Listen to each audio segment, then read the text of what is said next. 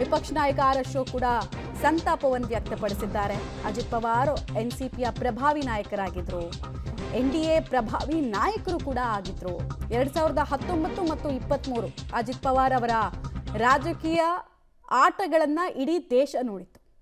So ಸಹಜವಾಗಿ ರಾಜಕೀಯ ನಾಯಕರಿಗೂ ಕೂಡ ಇದು ಶಾಕರ್.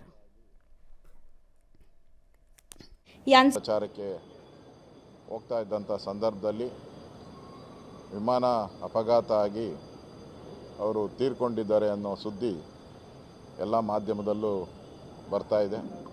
ಸರ್ಕಾರನೂ ಕೂಡ ಈಗಾಗಲೇ ಅದನ್ನು ಡಿಕ್ಲೇರ್ ಮಾಡಿದ್ದಾರೆ ಅಂತ ಅನಿಸುತ್ತೆ. ನಿಜಕ್ಕೂ ಭಾಳ ನೋವಿನ ಸಂಗತಿ.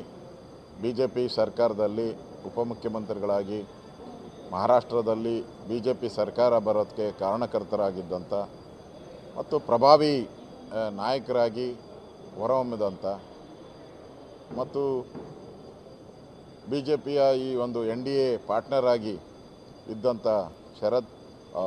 ಅಜಿತ್ ಪವಾರ್ ಅವರು ತೀರ್ಕೊಂಡಿರುವಂಥದ್ದು ಭಾಳ ನೋವಿನ ಸಂಗತಿ. ಇಡೀ ಮಹಾರಾಷ್ಟ್ರ ಜನತೆಗೆ, ಅಭಿಮಾನಿಗಳು, ದೇಶದಲ್ಲಿರ್ತಕ್ಕಂಥ ಅಭಿಮಾನಿಗಳಿಗೆ ಅವರ ದುಃಖವನ್ನು ಭರಿಸುವಂಥ ಶಕ್ತಿ ಭಗವಂತ ನೀಡಲಿ ಅಂತೇಳಿ ಅವರ ಕುಟುಂಬಕ್ಕೆ, ಅವರ ಬಂಧುಗಳಿಗೆ ಈ ಒಂದು ದುಃಖವನ್ನು ಭರಿಸುವಂಥ ಶಕ್ತಿಯನ್ನು ನೀಡಲಿ ಅಂತೇಳಿ ನಾನು ಭಗವಂತನಲ್ಲಿ ಪ್ರಾರ್ಥನೆಯನ್ನು ಮಾಡ್ತಾಯಿದ್ದೀನಿ.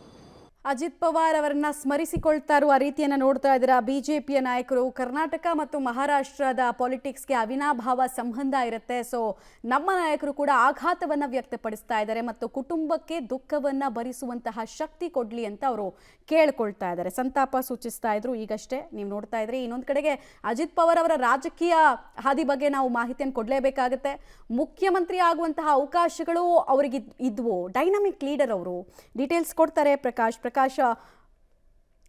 ಡೀಟೇಲ್ಸ್ ಕೊಡೋದಕ್ಕೆ ಪ್ರಕಾಶ್ ನೇರ ಸಂಪರ್ಕದಲ್ಲಿ ಜಾಯಿನ್ ಆಗ್ತಾ ಇದ್ದಾರೆ. ಪ್ರಕಾಶ್, ನಿಜವಾಗ್ಲೂ ಅಜಿತ್ ಪವಾರ್ ಅವರ ಸಡನ್ ಡಿಮೈಸ್ ಅವರ ಪಕ್ಷಕ್ಕೆ ಮತ್ತು ಮಹಾರಾಷ್ಟ್ರಕ್ಕೆ ಅತಿ ದೊಡ್ಡ ಲಾಸ್ ಅಂತ. ಒಬ್ಬ ಡೈನಾಮಿಕ್ ಲೀಡರ್ ಆಗಿದ್ರು, ಹಲವಾರು ಬಾರಿ ಉಪಮುಖ್ಯಮಂತ್ರಿ ಆಗಿದ್ರು, ಮುಖ್ಯಮಂತ್ರಿ ಆಗೋ ಸಾಧ್ಯತೆಗಳು ಮುಂದಿನ ಹಂತದಲ್ಲಿ ಇದ್ವು ಅಂತ ಅವರ ಭವಿಷ್ಯದ ಬಗ್ಗೆ ತುಂಬಾ ಜನ ನೆನೆದು ಬೇಸರವನ್ನು ವ್ಯಕ್ತಪಡಿಸ್ತಾ ಇದ್ದಾರೆ. ಪ್ರಕಾಶ್, ಖಂಡಿತವಾಗ್ಲೂ ಕೂಡ ಈಗ ಮಹಾರಾಷ್ಟ್ರದ ಜನತೆಗೆ, ಅದರಲ್ಲೂ ಕೂಡ ಪಕ್ಷದ ಕಾರ್ಯಕರ್ತರಿಗೆ, ನಾಯಕರುಗಳಿಗೆ ಒಂದು ರೀತಿಯಲ್ಲಿ ದಿಗ್ಭ್ರಮೆ ಉಂಟಾಗಿದೆ. ಸೊ ಮುಂದಿನ ಪಕ್ಷದ ಭವಿಷ್ಯದ ಬಗ್ಗೆ ಕೂಡ ಒಂದು ರೀತಿಯಲ್ಲಿ ಊಹಿಸ್ಕೊಳ್ಳೋದಕ್ಕೂ ಕೂಡ ಆಗೋದಿಲ್ಲ. ಅಂತಹ ಒಂದು ಮೇರು ನಾಯಕತ್ವವನ್ನು ಹೊಂದಿದಂಥವ್ರು.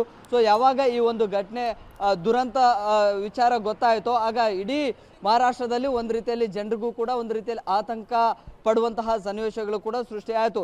ಈಗ ಈ ವಿಚಾರ ಕಂಪ್ಲೀಟ್ ಆಗಿ ಮಾಧ್ಯಮಗಳಲ್ಲಿ ವರದಿ ಆಗ್ತಾ ಇದ್ದ ಹಾಗೆ ಸೊ ಒಂದು ರೀತಿಯಲ್ಲಿ ಜನ ಕೂಡ ಒಂದು ರೀತಿಯಲ್ಲಿ ಭಯಭೀತಗೊಂಡಿದ್ದಾರೆ. ಅಂದ್ರೆ ನೆಚ್ಚಿನ ನಾಯಕನನ್ನ ಕಳೆದುಕೊಂಡಿದೀವಿ ಅನ್ನುವಂತಹ ದುಃಖವನ್ನ ಕೂಡ ವ್ಯಕ್ತಪಡಿಸ್ತಾ ಇದ್ದಾರೆ.